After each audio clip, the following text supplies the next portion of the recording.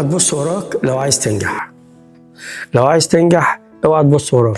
اكبر سبب بيوقف اي حد مش الفشل ولا الظروف، انه كل شويه يبص وراه، يفتكر حد ضايقه، يفتكر فرصه ضاعت، يفتكر كلام وجعه، ويفضل عايش في اللي فات.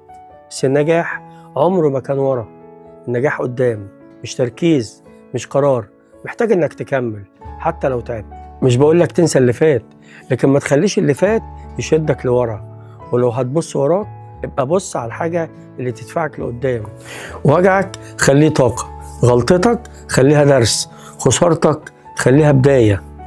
بص لقدام عشان المكان اللي مستنيك قدام مش ورا.